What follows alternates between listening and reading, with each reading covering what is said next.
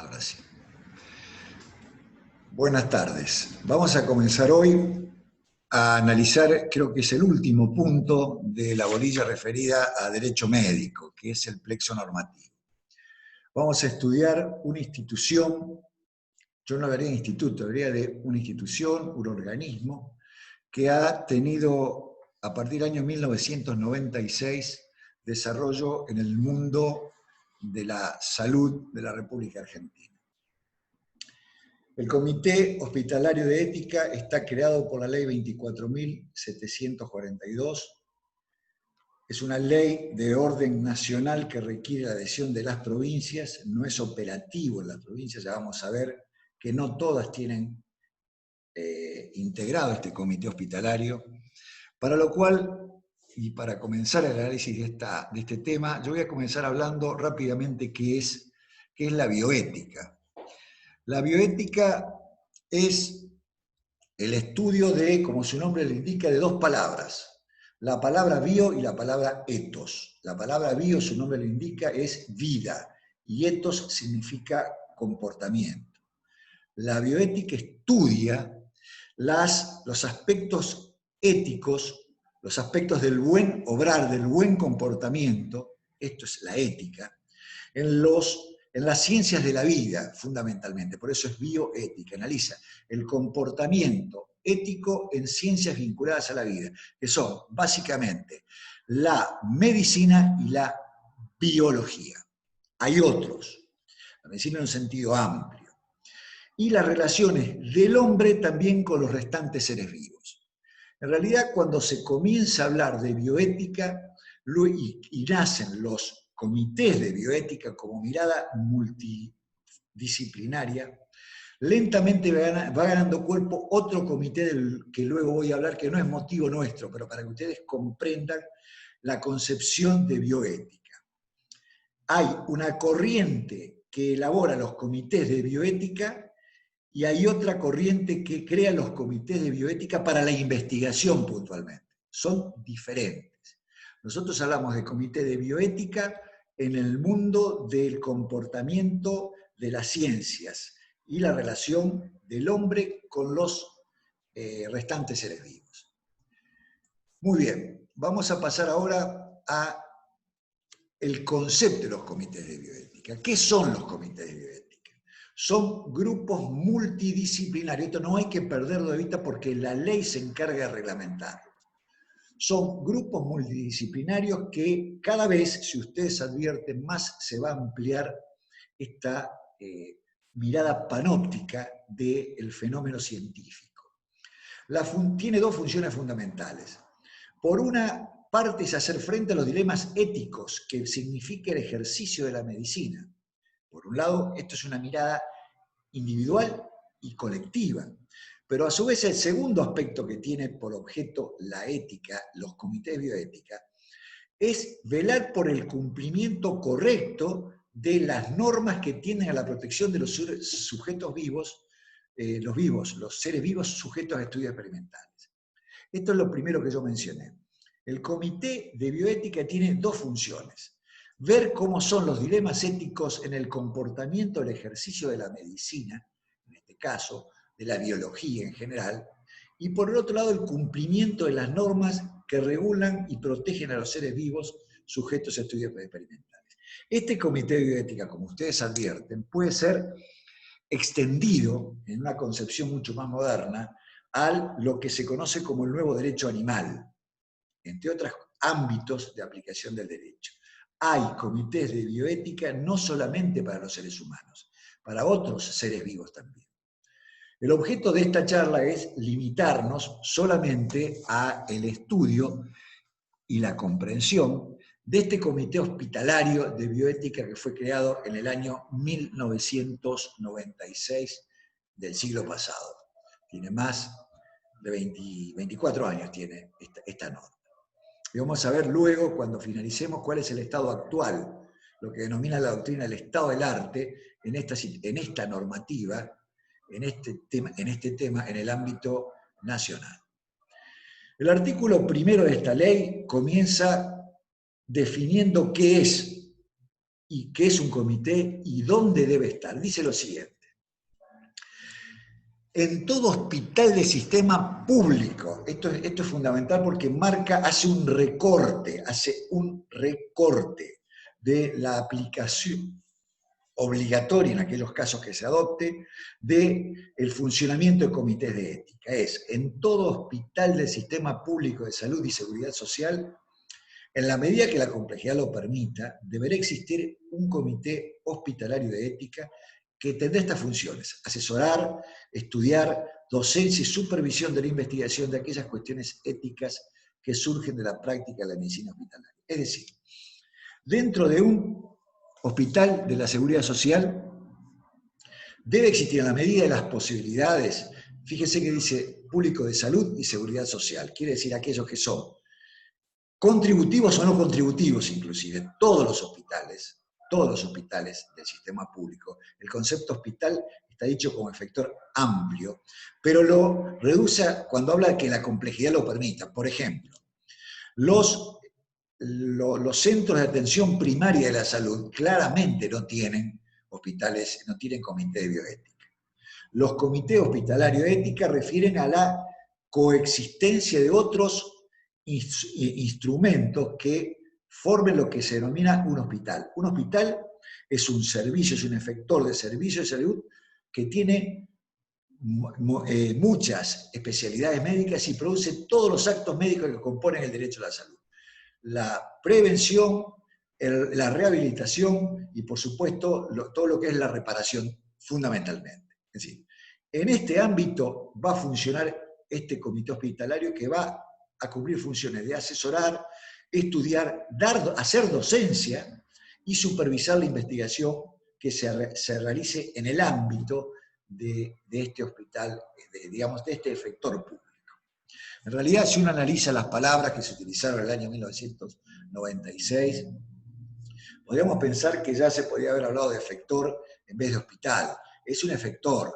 El efector, si bien uno tiene la idea de que el efector es algo que puede ser algo más reducido que un hospital, es un concepto mucho más amplio, porque no todos los efectores tienen el perfil de hospital público y, sin embargo, ellos pueden tener actividades de bioética, que es imprescindible que haya una mirada previa para no recurrir a la Comisión Central de Bioética, que por supuesto existe.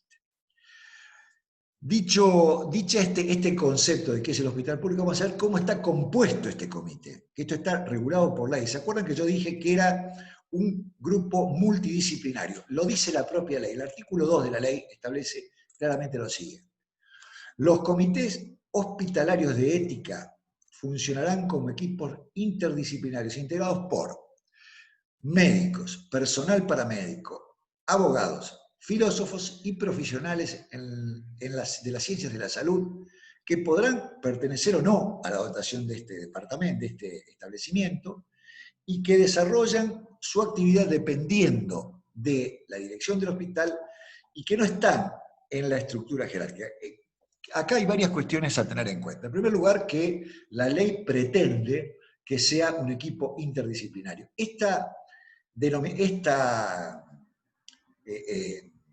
Esta cantidad, estas denominaciones que están incluidas, este listado de profesionales, médicos, paramédicos, abogados, filósofos y profesionales de la conducta humana, no es una denominación, un listado que sea cerrado. Es un listado eminentemente que es, de alguna manera, marca el perfil que tiene que tener, pero esto no limita a que pueda ampliarse bajo el concepto de conducta humana alguna nueva profesión, alguna nueva rama de estudios que pueda dedicarse a analizar la conducta humana. Lo que sí es central, que ninguno de estos puede no estar. Ninguno de estos puede no estar. Un comité hospitalario de ética sin un médico no puede existir, sin un paramédico no puede existir, sin un abogado no puede existir, sin un filósofo no puede existir. Puede ser que haya otros, pero estos tienen que estar sí o sí por la particularidad de la mirada que tienen en estos temas de acuerdo a su formación disciplinar de cada uno de ellos. Nosotros sabemos que el objeto que tiene el abogado integrado al comité hospitalario es la mirada estricta del cumplimiento de los principios y las normas jurídicas que regulan la medicina y los aspectos diferentes que pueden presentarse en el desarrollo de una actividad médica hospitalaria muy puntual que requiere un asesoramiento jurídico para que la red normativa esté absolutamente asegurada para el desarrollo de esa práctica. El médico hará lo suyo, el filósofo hará una lectura ética y moral respecto de la práctica que se está analizando. Verá y dirá, ahora vamos a ver cuáles son los hechos en los cuales son temas propios, excluyentes del comité de ética, y van a comprender la importancia que tiene tener una opinión de este grupo interdisciplinario en los casos que la misma ley los define como la materia propia del desarrollo de estos comités de ética. Es muy, muy importante y ahora lo vamos a ver. Fíjense, acá hay algunos y en la próxima diapositiva, en el próximo slide, hay más. Son temas propios de los comités, aunque no en forma excluyente, pero son propios. Tiene que intervenir en estos temas. Obviamente, no va a ser el único organismo que probablemente el hospital requiera una opinión, pero sí en estos temas tiene que participar. Tecnologías reproductivas. Cuando esto se sanciona en el año 1996, el desarrollo de las tecnologías reproductivas que hay no era el que está hoy. Si bien ya había tecnologías reproductivas que habían tenido su presencia en Europa. Yo les recuerdo que en Europa, en el año 1996, ya teníamos dos fenómenos que habían ocurrido. Uno era la clonación de animales, la famosa oveja Luis en Londres, y la incubadora de probeta ya tenía, la incubación in vitro ya tenía desarrollos en muchos lugares de Europa, inclusive de Sudamérica. Todo esto se incluye dentro de la denominación tecnologías reproductivas. En cualquier situación que se presentara de tecnología reproductiva, la tradicional, la más moderna, en un hospital, el comité de bioética tenía que intervenir, aunque sea para decir que estaba de acuerdo, pero tiene que intervenir. Ni hablar en lo que significa cualquier actividad eugenésica. Ustedes saben que para la medicina el concepto de eugenesia tal vez es un concepto que está mucho más reducido que de una mirada desde lo ético, de lo filosófico, inclusive desde lo religioso, desde la convicción individual y colectiva como país, de lo que significa el concepto de eugenesia. No obstante esto, este es un fenómeno que desde el punto de vista de la salud se puede presentar en un hospital público. Frente a casos de eugenesia, es decir, cuando hablamos de eugenesia, ubíquense ustedes en aquellas circunstancias donde por determinadas características físicas de más o de menos se pueden plantear miradas absolutamente opuestas o miradas científicas que van a dar la certeza que algún proyecto de vida, por ejemplo, está condenada a una determinada solución, un determinado final. Esto es un análisis donde el tema eugenésico tiene que ver con la mirada necesaria del comité de bioética, que en la mayoría de los casos seguramente tendrá una mirada absolutamente estricta respecto de cualquier análisis vinculado a estos temas. Estos son los temas que sí o sí tienen que estar considerados por el comité de bioética. La experimentación en humanos, cualquier actividad que signifique la incorporación de nueva tecnología para experimentar en humanos. Voy a dar un caso sencillo, es por ejemplo la aplicación de nuevas vacunas. Lo que está ocurriendo con las vacunas del COVID, que en este momento hay más de 50 emprendimientos en todo el mundo, o más tal vez, están llevando a cabo experimentos, naturalmente con personas humanas, y utilizan la famosa modalidad de los placebos y de los efectivos, de las efectivas vacunas. Esto es un proceso de experimentación que en el marco controlado, regulado, verificado por parte del Comité de Bioética puede llegarse adelante. Otro de los temas que es propio es la prolongación artificial de la vida. Ayer, cuando nosotros vimos los derechos del paciente y la posibilidad de establecer algún tipo de directivas anticipadas respecto a su vida, claramente lo que está definiendo ese tema es la prolongación artificial de la vida. Es decir, la sedación, la utilización de determinados mecanismos que solo hagan que la persona respire, pero que no tenga calidad de vida ni mínima. En este tipo de casos de prolongación artificial, ya sea para prolongarla, o para alejarla, o para detenerla, para prolongarla o para detenerla, en ambos casos se trata de prolongación artificial de la vida. En estos casos, también el Comité de Ética va a intervenir. Finalmente, en esta primera parte, también vemos que así como el tema de eugenesia era uno de los temas que debe considerar, el tema de eutanasia, el no sufrimiento, básicamente. Ustedes recuerdan que sobre este tema hay un montón de bibliografía escrita, hay un montón de filmografía sobre este tema. Estoy pensando en un montón de películas que en este momento estoy acordando, de literatura que se ha escrito, de casos que han llegado a la Corte con autorización de pedidos de eutanasia, que la Corte inclusive ha denegado, en muchos casos.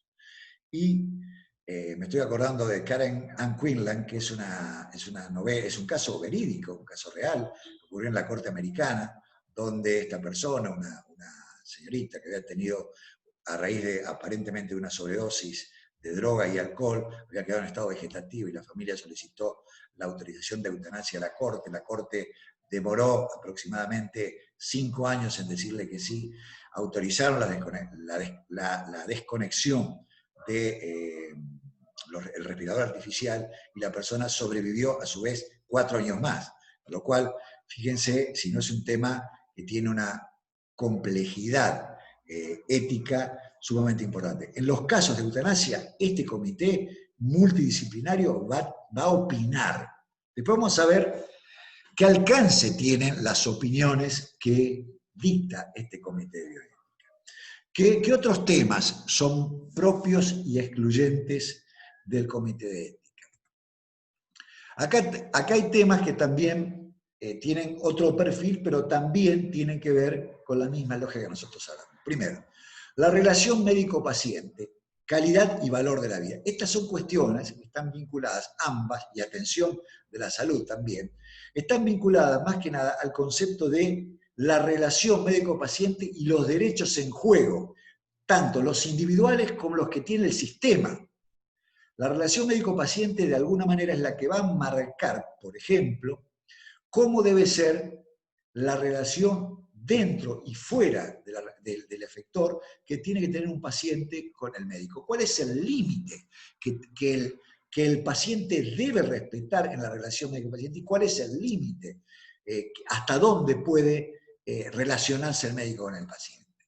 La calidad y el valor de la vida, esto está vinculado tal vez a las circunstancias anteriores que hemos visto de eutanasia y de eugenesia. La calidad y el valor de la vida es algo muy difícil de nomenclar, de tabular, y es muy personal, individual. De todos modos, existen parámetros, estándares mínimos de lo que significa calidad de la vida. La calidad de la vida es una cuestión que es absolutamente opinable, no hay un criterio único en este tema. La mirada individual de cada uno de nosotros tiene un peso gravitante en lo que es la calidad de la vida. Lo que es tener calidad de vida es el límite hasta decir, bueno, mire, nosotros consideramos que acá hay pérdida de calidad de vida. Es un límite absolutamente delicado, ético, muy fino, en que un comité de ética tendrá que decir que en este caso no hay casi calidad de vida para autorizar alguna práctica, por ejemplo, eugenésica o eutanásica, por ejemplo. A eso se refiere. Y esto es el valor de la vida misma también, que sabemos que el valor de la vida es inconmensurable al decir de Orgaz, uno de los primeros comentadores del Código Civil y Comercial. Orgaz hablaba que el daño moral era inconmensurable, porque estaba hablando de la vida. La atención de la salud significa precisamente esto, este comité de bioética, así como nosotros tenemos atención primaria de la salud, de esto está hablando. ¿Cuál es la atención primaria de la salud que las personas tienen derecho a demandar, a exigir? Este es un tema propio del comité de ética, lo genético. Lo genético tiene que ver con, precisamente, está vinculado también al tema de experimentación y tratamiento o modificación de lo genético.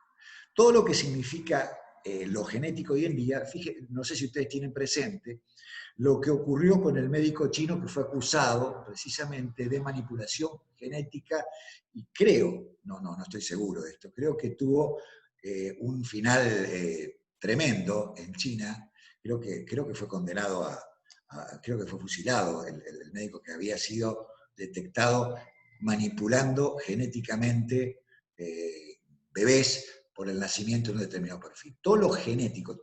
Sí, lo que va a estudiar el Comité de Ética son todas las modificaciones e innovaciones en materia genética que quieren implementarse o que lleguen a consideración del hospital. De esto estamos hablando. Sí, miren, el Comité Genético, el Comité de Bioética, frente a una propuesta de alguna experiencia que tenga un impacto genético, que quiera hacer, por ejemplo, voy a decir, el departamento de ginecología de un hospital o el departamento de traumatología o el departamento de biología, el Comité de Ética ha recomendado que esta práctica se someta a estos estándares y protocolos mínimos, o no la autoriza directamente. Ese es el aspecto. El trasplante de órganos. Esto que está dicho acá, el trasplante de órganos, probablemente esté vinculado a la ley de trasplante que nosotros vimos en otra oportunidad. Los trasplantes de órganos requieren que el Comité de Ética valore varias cuestiones, no solamente los aspectos que tengan que ver con la cuestión biológica o lo que se denomina los parámetros de compatibilidad biológica del trasplantado y donante, sino a todos los aspectos que tienen que ver éticamente con el trasplante de órganos. Piensen, por ejemplo, que la donación de órganos es un acto absolutamente gratuito y está prohibida la venta de cualquier tipo de órganos en la legislación argentina, no así en otros países de Latinoamérica. El trasplante de órganos es algo absolutamente delicado y que es imposible pensar que una persona es secuestrada en una plaza, le sacan un órgano y lo llevan. No, de eso no se trata. Lo que significa el probable mercado antiético de los órganos tiene que ver con la posibilidad de venta de parte del cuerpo por parte de personas que lo hacen normalmente en un estado de necesidad espantoso, un estado de necesidad importantísimo, que de acuerdo a nuestra legislación y más claramente es un acto de nulidad absoluta este acto, pero en otros países está regulado inclusive, o al menos está tolerado social y públicamente. Estoy pensando en algunos países sudamericanos inclusive, donde el trasplante inclusive en muchos casos se oferta, el órgano se oferta por los medios de comunicación públicos. Hay ofertas, bueno. ¿Qué es lo que ocurre? Nosotros tenemos la garantía, primero que la ley de trasplantes lo prohíbe y además que el trasplante de órganos, el Comité de Bioética va a intervenir en aquellos casos que se le requiere opinión, porque que no sea algo común. Por ejemplo, la triangulación de riñones, que nosotros vimos el caso a raíz del periodista el señor Lanata, que hizo una triangulación, porque en realidad lo que la ley autoriza es que sean parientes o personas con vinculación estrecha, convivientes, que autoriza a la donación en intervivos, porque normalmente la donación de órganos es post-mortem. Esto lo vimos ayer, lo vimos anteriormente cuando hablamos de la muerte encefálica. La donación inter vivos es una cuestión donde la cuestión ética es central. Nadie dudaría en avalar, en principio y en valor, que un padre done a un hijo un órgano. Nadie, o viceversa inclusive, o entre hermanos, o entre cónyuges, o entre personas vivas que tengan una vinculación que así lo justifique, o en amigos desde la niñez pero este no es el caso que seguramente va a intervenir el Comité de Ética. El Comité de Ética va a intervenir en aquellos casos en que salgan de la matriz legal y que requieran una expresa valoración en sentido ético si esta triangulación o esta donación intervivos ajenos digamos, a la nomenclatura que la ley prevé, si tiene el acompañamiento ético que demanda la disposición en favor de un tercero de un órgano propio, que es, por otra parte, es un órgano que no se va a reproducir,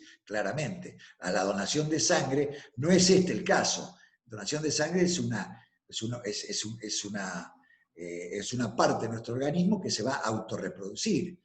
Cuando uno habla de trasplante de órganos, son aquellos órganos que no se reproducen nuevamente, como es el caso de un pulmón, de un riñón, del corazón. Esos son casos de vivos y de postmortem.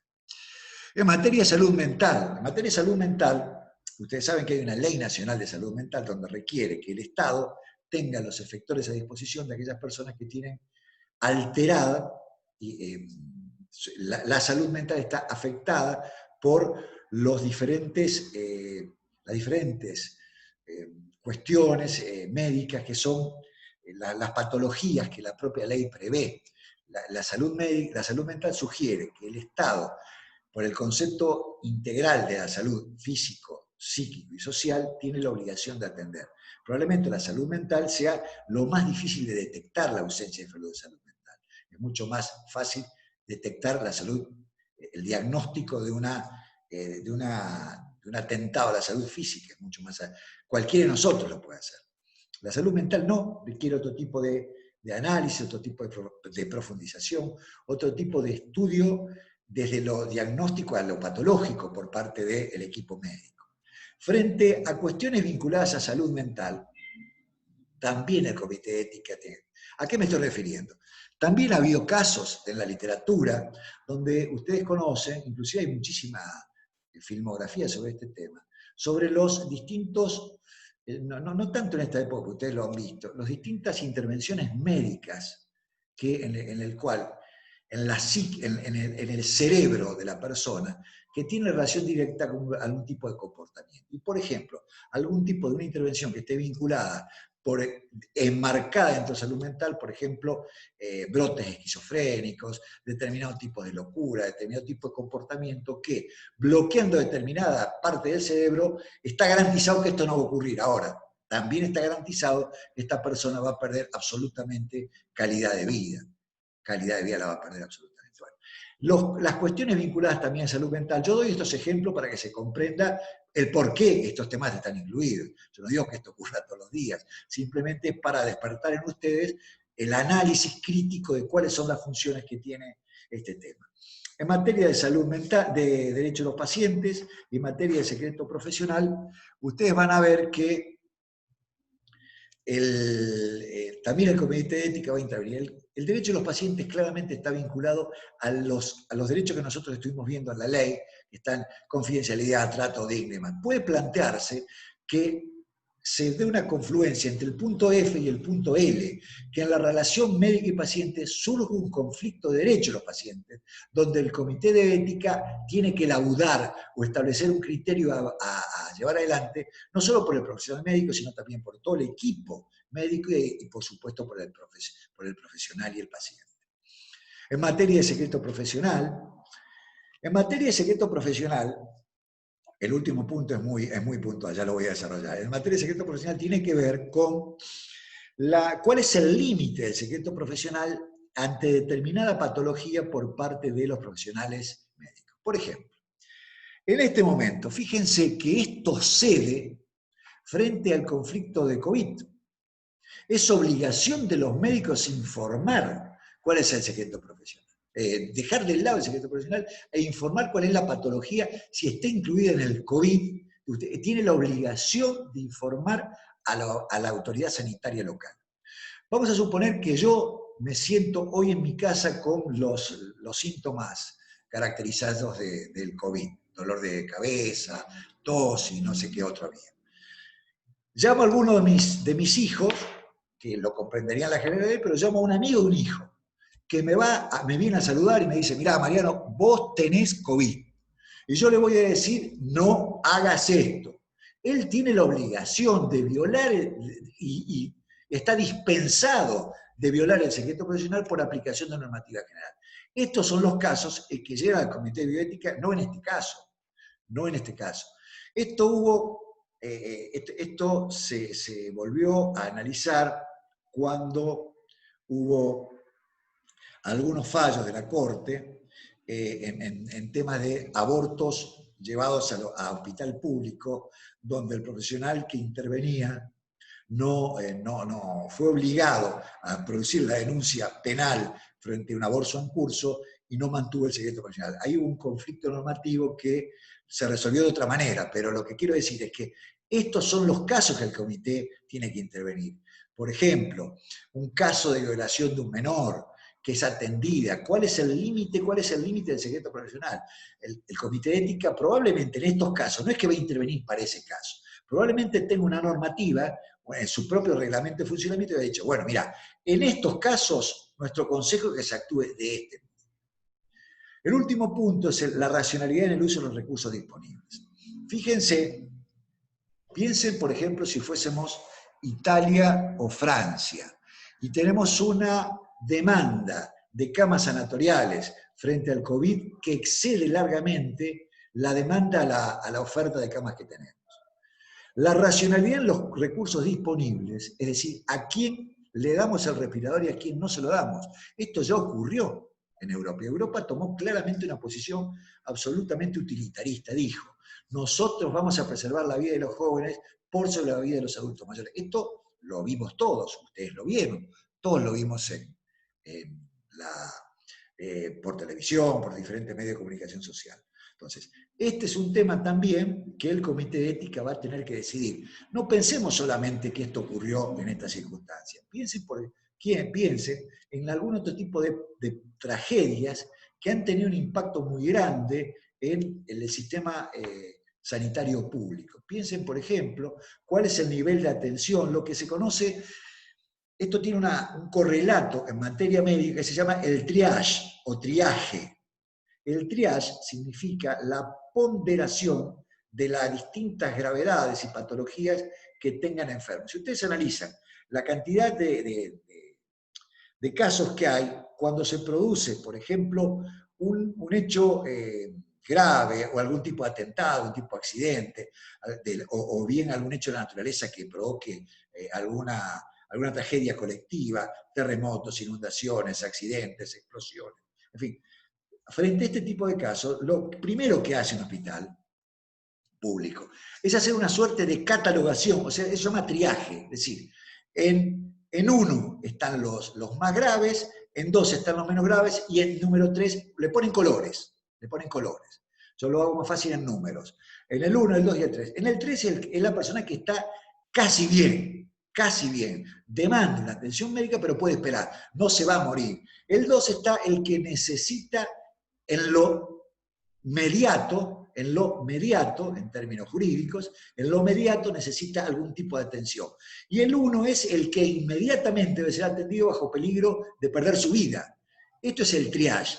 Frente a ese triage hay que tener en cuenta que el Comité de Ética aconseja racionalidad en el uso de los recursos disponibles. Y dirá, en los casos de triage tendrán prioridad siempre los 1, salvo que en el 2 haya uno que por las diferentes comorbilidades, por ejemplo, obesidad, tipo EPOC, determinado tipo de circunstancias, si bien está en triage 2, debe ser atendido en el 1. Bueno, estoy diciendo un análisis que es hipotético, por supuesto, pero es para que ustedes comprendan qué significa el uso racionalidad en el uso de los recursos disponibles. Es decir, por ejemplo, de las camas que tengan, de los quirófanos para cirugía que tengan, de la cantidad, por ejemplo, de bombas que conecten a la respiración artificial en terapias, que es lo que está pasando en algunos casos, hemos visto, con el COVID-19.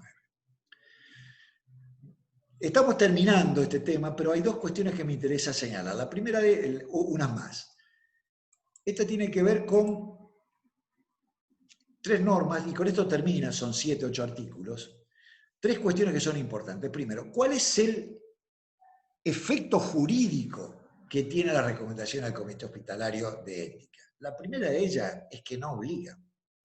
no son norma, no tienen fuerza vinculante. Por lo tanto, ningún médico o profesional de la salud, de la biología, puede estar obligado a seguir la norma.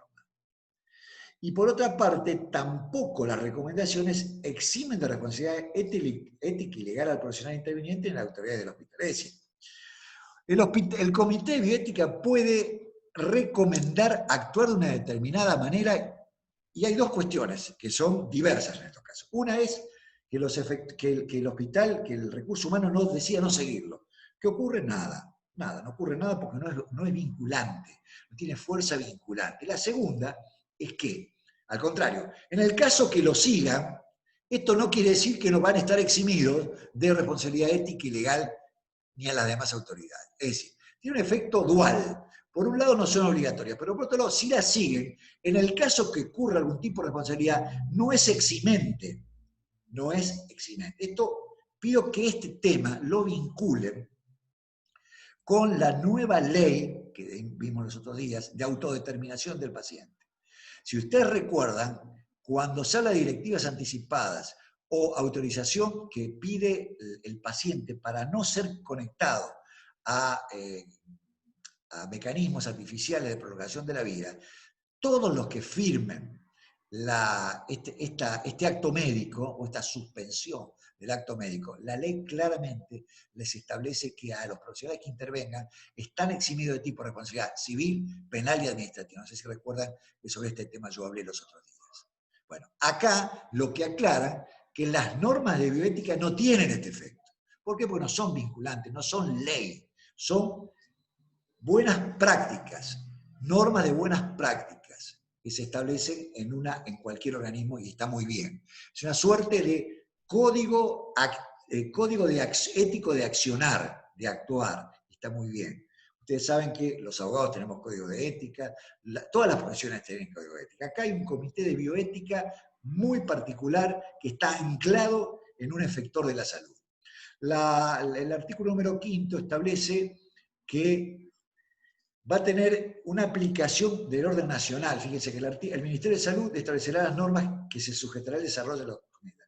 ¿Esto qué significa? Que esto fue pensado desde una perspectiva de nación como ente rector de la salud. Si bien tenemos facultades concurrentes en materia de salud, esto no quita que la autoridad rectora en materia de salud sea el Ministerio de Salud y Acción Social de la Nación. Este es el objeto que tiene en este tema por decir. Y fíjense, el artículo 7 dice que se invita a las provincias a adherir al régimen de la presente.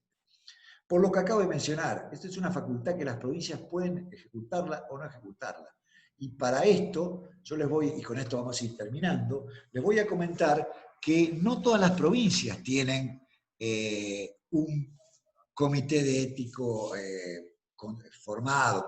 Esta es una ley, habíamos dicho, del año 2006, y fíjense que hay provincias, a Santa Fe adhirió en forma relativamente rápido. Este es un tema que motivó, yo recuerdo en esta época estábamos trabajando con un equipo que asesorábamos a algunos colegas médicos, algunos médicos, sobre el Ministerio de Salud de la provincia de Santa Fe, sobre este tema, trabajamos algunos otros temas vinculados al tabaquismo, y el tema era avanzar sobre cuestiones que hasta ahora parecían de la filosofía, no de la medicina ni de la abogacía.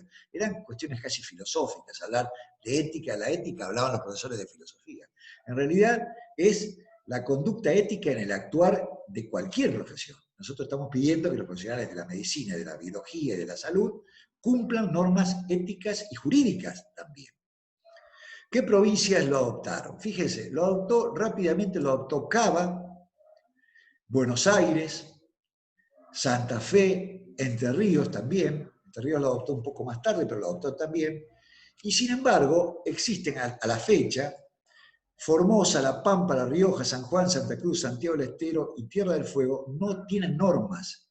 Algunas tienen normas que son leyes, otras son resoluciones de aplicación en el ámbito jurisdiccional provincial, en el ámbito de la salud provincial. Por ejemplo, Buenos Aires claramente tiene un sistema de salud el más importante del país, no tengan la menor duda de esto.